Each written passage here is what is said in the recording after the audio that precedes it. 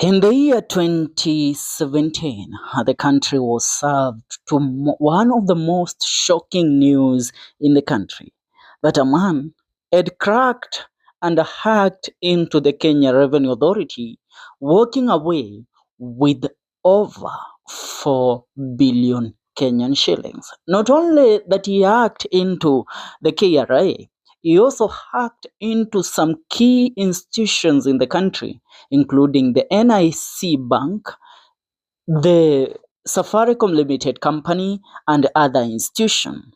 Now, today, allow me to take you down the memory lane of one story, and one lovely story. I say it's lovely because you know what?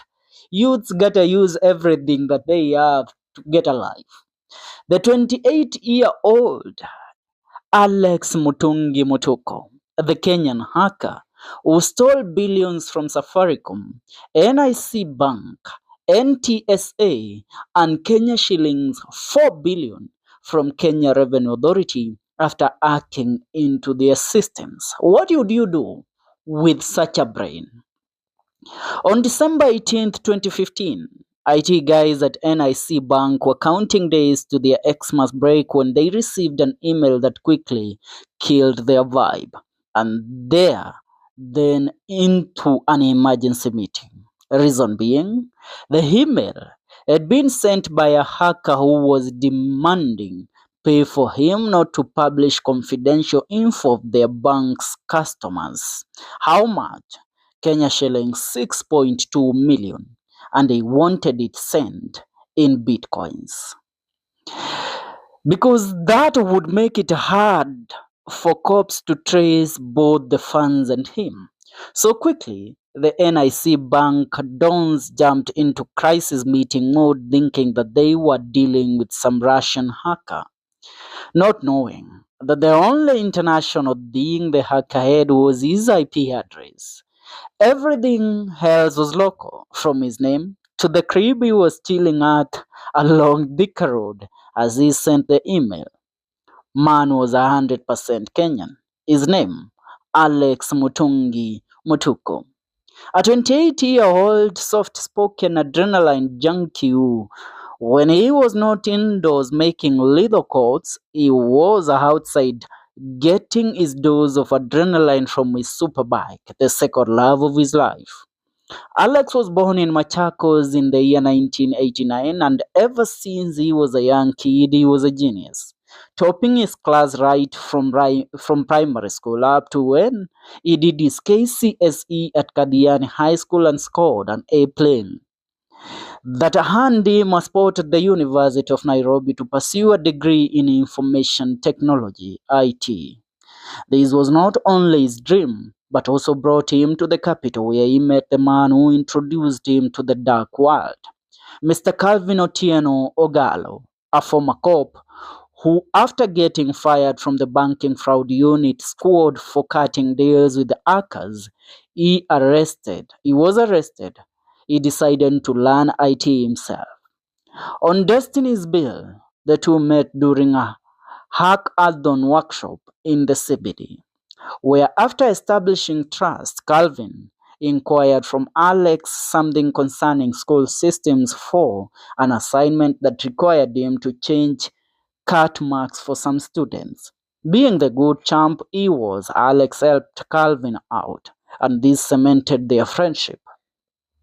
Now, the story of Calvin was even published on the Nation newspaper. According to detectives, Mr. Ogola manipulated a marks database of the University of Nairobi where he awarded marks for continuous assessment test for 25 students.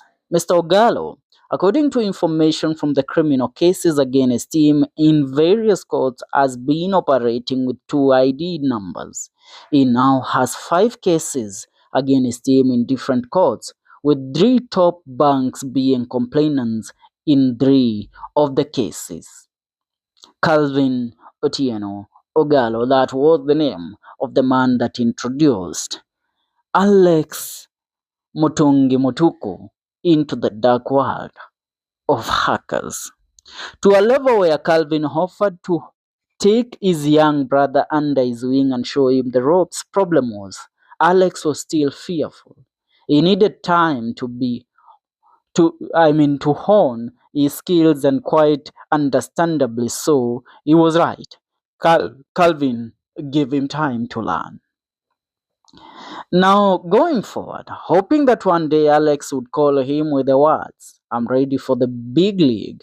However, Calvin had to wait for 2 years because Alex wanted to test his skills. Where in 2013, he tested them by launching his freshman project that targeted Nation Media Group. Now, listen. There is also always a room for bragging. It seems in March 2013, Mr. Alex Mutungi Mutuku, one of those arrested by that time, posted on Facebook detailing the procedure of obtaining the Daily Nation e-paper. Readers usually have to pay to read the complete version of the paper online, but he demonstrated how to beat the firewall. He said he had created the e-paper hacking mechanism through a program he came up with when he was a first-year student at the University of Nairobi. Now, that was him testing his skills.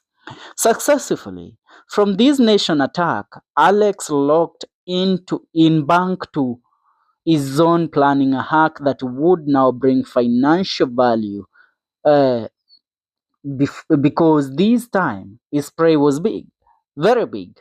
His prey was telco giant Safaricom, whose haste needed super codes. After sitting in the kitchen cooking for a while, Alex decided to attack on February 24th, 2015. From his crib, he interfered with Safcon's convergent billing system and loaded airtime worthy Kenya shillings 3.7 million into his designated numbers, which he resold at a discounted price. Good business. This young man was the deal. Now listen, uh, according to some papers from the High Court of Kenya in Nairobi, the criminal revision of case number E106 of 2020, the applicant Alex Motuko was charged before Milimani Chief Justice Court in 2 counts with the offense of electronic fraud, contrary to Section 84B of the Kenyan Information and Communication Act. The particulars supporting the charge in the first count alleged that on diverse dates between 19th February 2015 and 10th March 2015 at unknown places within Nairobi, the applicant caused Safaricom Kenya Limited a loss of airtime valued at 3.6 million Kenyan shillings by interfering with the functioning of a computer system, namely convergent billing system, resulting in irregular top-ups of airtime to diverse mobile numbers, schedule attached with intent to procure for himself an advantage. In the second count, it was alleged that on 9th March 2015, an unknown place in Nairobi caused the loss of Safaricom airtime valued at 20,000 by interfering with the aforesaid computer system, leading to irregular top-up of airtime to his mobile phone number with the intention of conferring onto himself an advantage. Now, that is one of the mistakes that he did. Now, this boosted his confidence more to finally make the big call to the boss himself, Calvin, to tell him, "I'm ready." Very fast, Calvin accepted him with open arms and joined his cybercrime gang, the Folk Bombo Gang. That's how they called themselves. Their main role was to attack banks by teaming up with rogue bank workers who planted their infamous software into their computers. On August 2015, NIC Bank became their first casualty after the gang managed to steal 2.88 million from the bank head office.